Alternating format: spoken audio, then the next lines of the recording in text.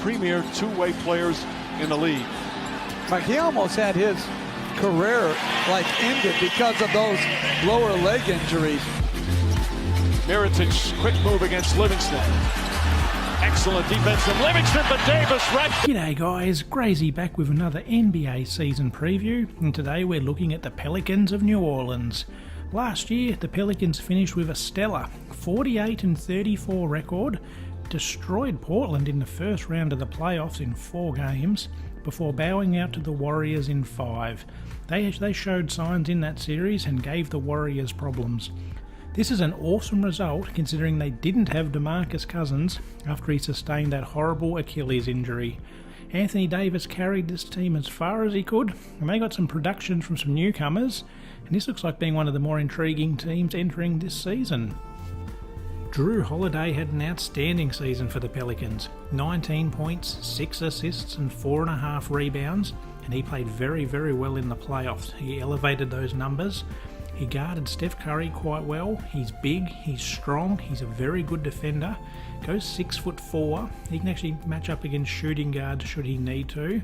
And this team lost Rajon Rondo, but they did pick up Elfrid Payton. Elfrid's one of my favourite point guards. Young, I think there's quite a bit of talent to Elfrid, and I think he's being slept on a little bit. In 63 games last year, 12.7 points, 6.2 assists, 4.3 rebounds, and shooting the ball about 49% from the field. That's a pretty solid point guard in my opinion, and I don't think we've seen the best of Elfrid, and I think he'll team with Anthony Davis very nicely, and I think he's poised for his best season yet. E'Twaun Moore, rock solid last year, participating in all 82 contests, 12.5 points per game, just under 3 rebounds, and he knocks his threes down at a very impressive 42.5%. E'Twaun can really get hot and stretch that floor for Anthony Davis, and he can really be a handy player for this squad. They'll be hoping to get some more luck out of Solomon Hill this year.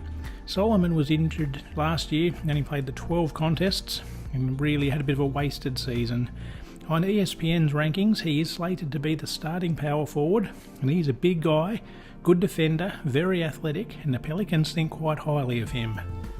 One of the surprise packets of last season was Nikola Mirotic. Nikola's season got off to a very unusual start when he encountered crazy-eyed Bobby Portis in a practice. Things did not go well for Nikola, and he basically had his face broken.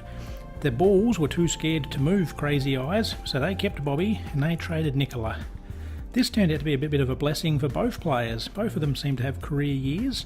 Nikola went on to average 15.5 points and 7.4 rebounds. I was surprised to see that Nikola got that many rebounds. He seemed to fit very nicely next to Anthony Davis. Anthony Davis seemed to clear out some space for him, and he was able to knock down some threes, and he was very effective, even after trimming that beard. I didn't recognise him for about a month. But the heart and the soul of this team is the megastar, Anthony Davis. Probably the most underrated superstar I've seen in basketball, almost in my time watching it. 28.1 points, 11.1 rebounds, 2.5 blocks per game. Anthony Davis can do it all. He can shoot, he can run the floor like a guard, he's athletic, he can defend, he can block shots, he can really, really do it all. I expect him just to keep on going from strength to strength, and he is my tip for this year's MVP award. I think with this team, he's the guy, and he shows that he really is the man. The off-season got off to a bad start for the Pelicans when they were unable to retain DeMarcus Cousins. After the season-ending Achilles injury, he took a $5 million deal to join the Warriors. He looked like he was going to join the Pelicans for a long time with Anthony Davis, and that would have caused the opposition a lot of trouble for a long time, but unfortunately it didn't work out. But they've come up with a pretty good plan B.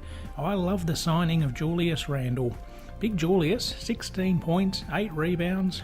He can get into the post and he can bully people. He plays a very strong brand of basketball. Bit of a throwback. He can clog up that lane and give you some easy baskets. The thing I like is he can take some of the pressure off of Anthony Davis.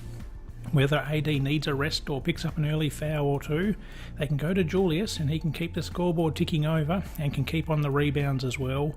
2 years, $18 million. I thought that was one of the best signings of the off-season. This squad has got 2 Okafors.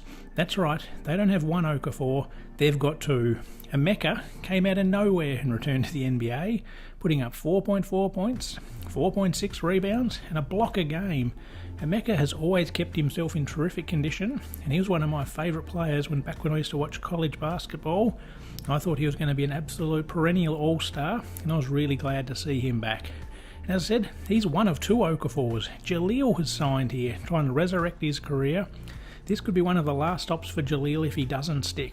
He's shown at times he can put the ball in the basket, and I think he's going to be quite interesting to see. I think he gets motivated, and I think this team with Alvin Gentry, he seems to get the best out of big men, so I'm hoping that Jaleel can resurrect his career. Ian Clark comes on and provides you some points, 7.4 points per game.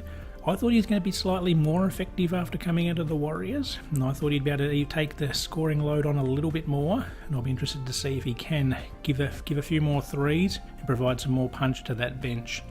Darius Miller was good for 7.8 points per game, and he suited up in all 82 contests. Alex Agencha, the big 5.3 points, 4.5 rebounds. He's another huge man.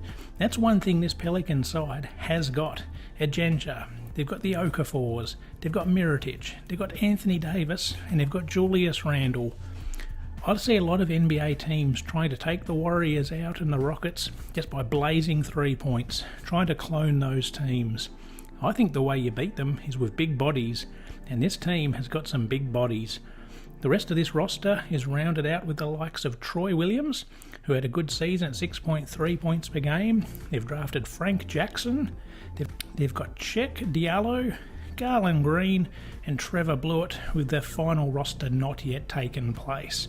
That is a pretty solid bench, and they've got those big bodies. So where does that leave the 2018-19 Pelicans? I think they're a very, very dangerous team. I'm expecting a MVP caliber season from Anthony Davis. He's going to get great support from Nikola Mirotic and Julius Randle. Elfrid Payton's long been one of my guys who I've always thought's just on the verge of a breakout season. Can Jahlil Okafor come in and give this team something? Does Etuan Moore continue his development as an NBA player? The West is a very, very difficult conference, as we know. There's talent galore. I don't think the Pelicans can quite crack through and get a home court advantage, but I think that'd be the one team you'd look at. You wouldn't want to face them in the first round. As I've mentioned, they've got size. Anthony Davis, Mirotic, Randle. They're some big boys. They've got the Okafors. I think they can cause teams some problems with their physical style. I think they can monster people on the rebounds. And as I said, that'd be a nightmare first matchup for any team. I don't think the Rockets would like that. I think they could even cause the Warriors problems. And they're one of the sleeper teams to watch, and one of the teams I'm most looking forward to this season.